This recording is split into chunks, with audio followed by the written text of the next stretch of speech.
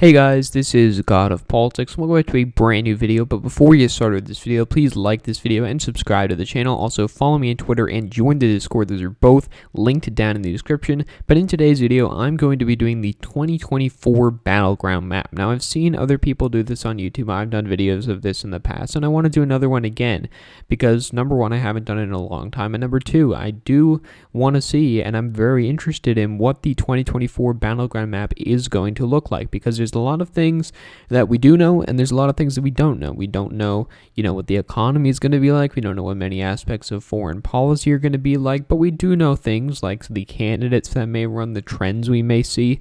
But how is that going to play out onto a battleground map? Do Democrats have the advantage just with a generic Democratic candidate and not anybody in specific?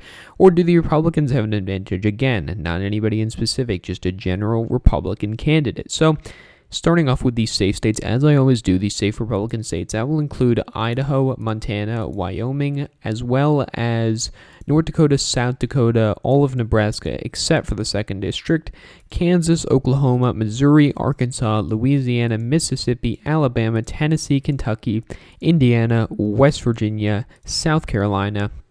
And that is going to be all these safe states, which adds up to 115 safe electoral votes for the Republican Party. As you can see, there are some changes in the electoral vote counts for states like Texas, Arizona, New York, Michigan. There's many states, and you'll see that as I go through each one of these states in this prediction or battleground map. So for the Democrats, they do have Washington, Oregon, California, Colorado, as well as Hawaii, as well as Illinois, Maine's 1st District, New York, Vermont, as well as Massachusetts, Connecticut, Rhode Island, New Jersey, Delaware, Maryland, D.C., and finally the state of Virginia. So Democrats are already up to 203 safe electoral votes. Republicans are actually at 121. I forgot Utah there, but 203 to 121 lead for the Democratic Party. That is an 82 electoral vote lead after the likely margin states. Now,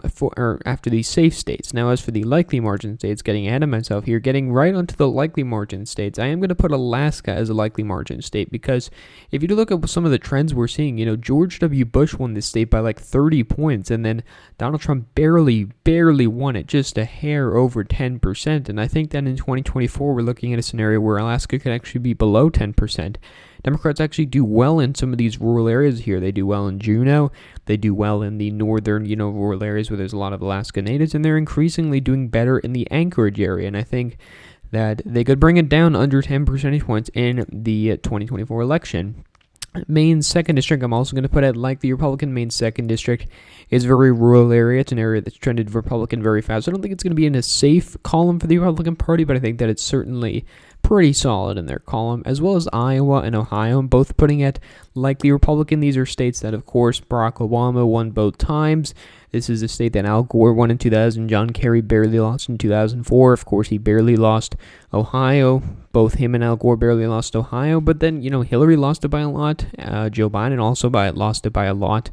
And, what we're seeing is Democrats are not really in a good position in these states. They have a lot of room to fall in, not much room to gain. Sure, you can gain in the suburbs of Columbus, Cleveland, Dayton, Cincinnati, all you want, but really there's a lot of rural areas to fall in. If Republicans can continue to do that, they could move it into the safe column. For now, I'm just going to be safe putting it into the likely column, but really, it's not going to be much of a problem for Republicans to win these states. And it looks like those are all of the likely margin states for the Republicans. They do go up to 148, but it's so much less than the Democratic Party, especially after we go through some of these other states. First is the state of New Mexico.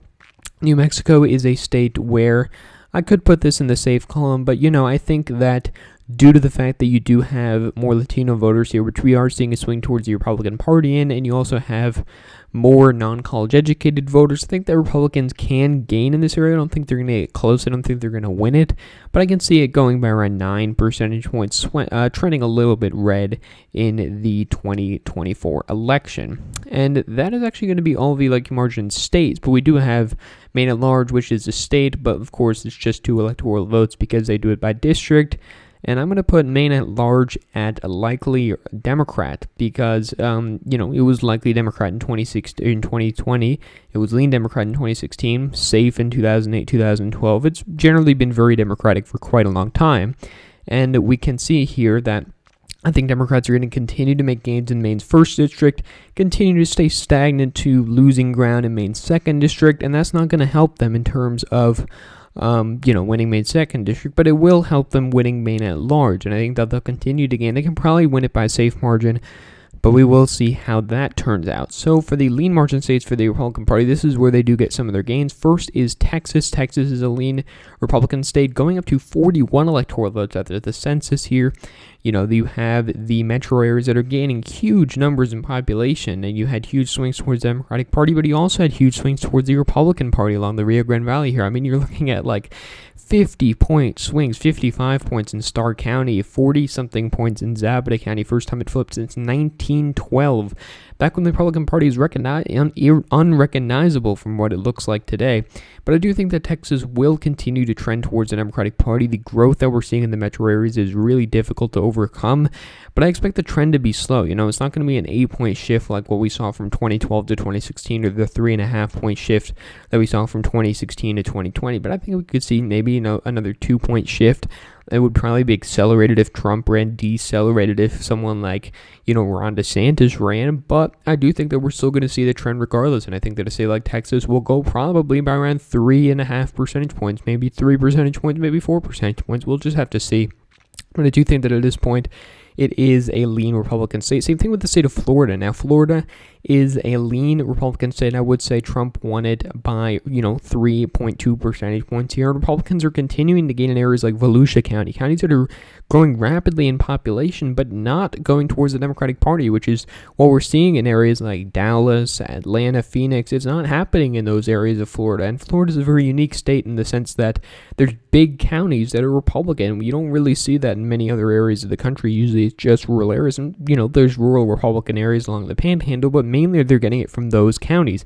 And there's no indication that those counties are trending towards the Democratic Party. Plus, you're seeing the gains in Miami-Dade County. I don't think that Democrats will do that bad in the future, but it is certainly an area where Democrats have, they have to get strengths out there, and they haven't gotten those strengths out recently in 2018 or 2020. And I think that, at least for now, I'm going to put this at a lean Republican state here. Now, that is all of the lean Republican states. You can see they're up to 224 electoral votes, eclipsing the Democrats, but now the lean Democrat states. Now, that is Nevada, Georgia, New Hampshire, Michigan, and Minnesota, and Nebraska's 2nd district. I'm going to do them all right now. You can see they're already up to 261 electoral votes. Nevada, pretty stagnant state. I don't see it moving very much. Democrats may gain a little or lose a little with Latinos and college-educated whites, but not going to change the partisanship of the state much. Georgia, I think, is going to move to the left a little bit. I think it's going down the path of Virginia at this point. Democrats are continuing to gain in the metro area and the suburbs, and those are ridiculous gains. You're seeing 15-point shifts in areas like Henry County. You're seeing 12-point shifts in Gwinnett County, Cobb County,